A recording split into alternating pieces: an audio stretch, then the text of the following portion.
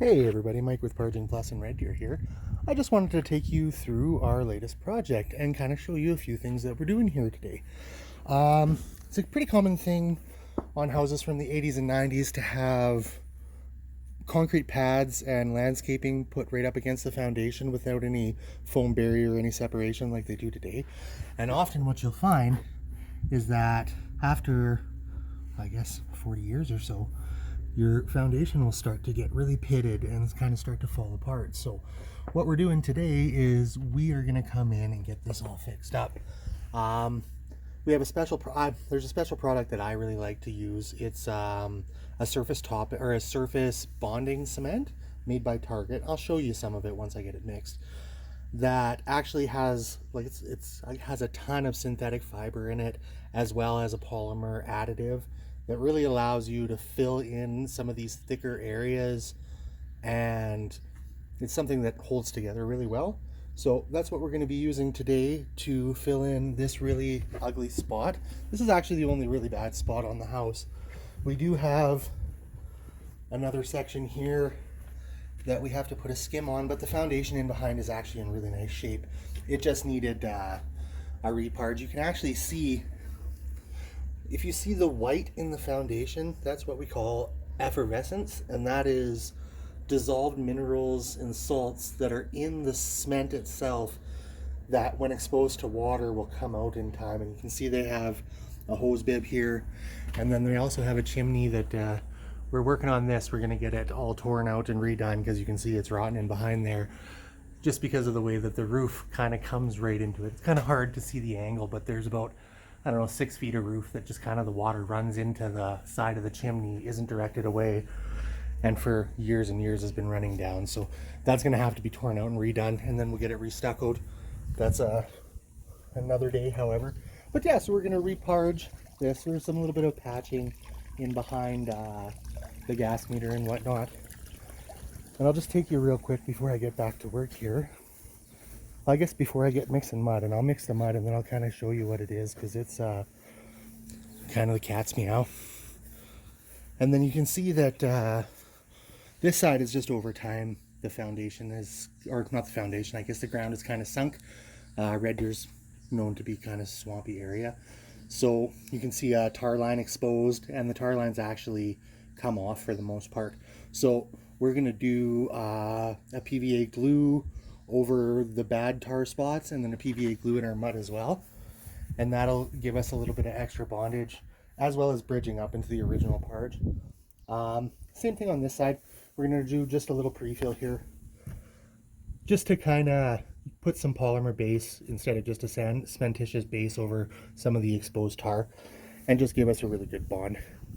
And then after we're done, we're going to reparge everything. So today I already got all of the loose stuff chipped off. As you can see, I have pressure washed the entire parging, so it's nice and clean, free of debris.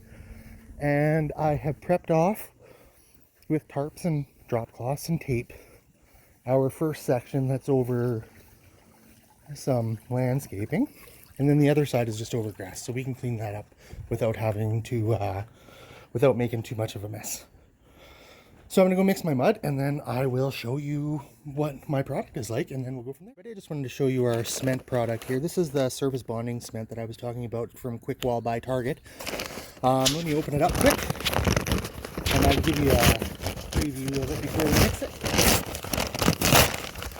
The reason I like this stuff so much is, if you look, it has a tremendous amount of fibers, and it's polymer modified. So both of those things are going to help it hold together and going to help it stick to your wall really good.